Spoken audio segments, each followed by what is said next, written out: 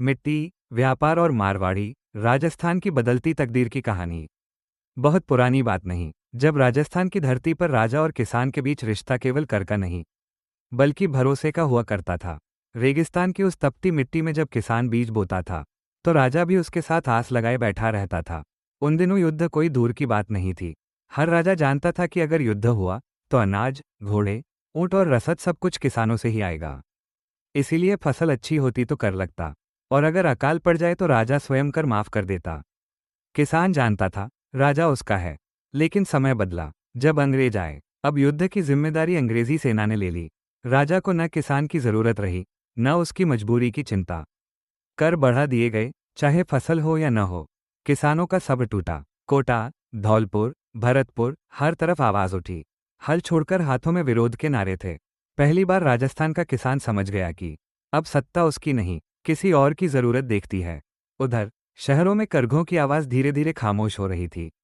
भारत की कपड़ा उद्योग कभी दुनिया में मशहूर थी। मुलायम मलमल, बारीक छींट। विदेशी व्यापारी इन्हें सोने से तौलते थे। पर ईस्ट इंडिया कंपनी ने चाल चली। उन्होंने कपास महंगे दामों पर खरीद ली, जिससे भारतीय बुनकर कच्चे माल से ही वंचित हो गए। और फिर इंग्लैंड की मशीनों से बना सस्ता, चमकदार कपड़ा भारत में भर दिया।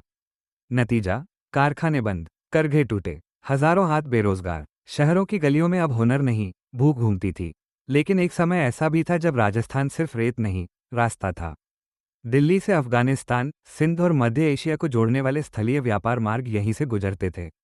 कारवां चलते थे, ऊंटों की कतारें, घोड़ों की टापें और व्यापार की खुशहाली। राजा सुरक्षा कर लेते, सेठ सौदे तय करते, मजदूर, गाड़ीवान, हम माल, हजारों लोगों को रोजगार मिलता। राजस्थान उस दौर में भारत की धड़कन था। फिर अंग्रेजों ने बंबई बंदरगाह बनाया। समुद्री रास्ते सस्ते और तेज थे। स्थलीय मार्ग सूने पड़ गए। कारवां रुक गए, सराय वीरान हो गई। राजस्थान की अर्थव्यवस्था जैसे एक झटके में ठहर गई। लेकिन हर संकट से अवसर भी जन्म लेता है।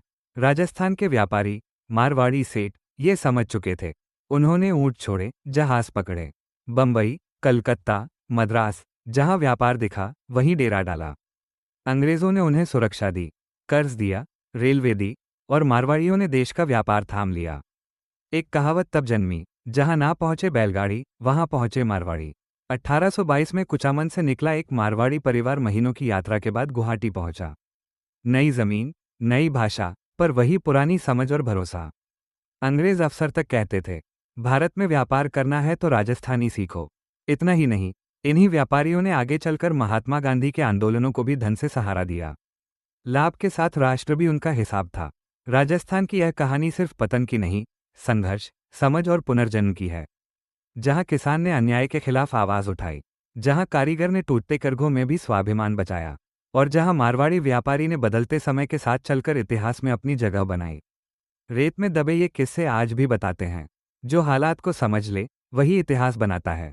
आपको ये कहानी कैसी लगी? ऐसी ही नई नई और प्रेरणादायक कहानियां सुनने के लिए हमारे चैनल को जरूर फॉलो और कमेंट करें। धन्यवाद।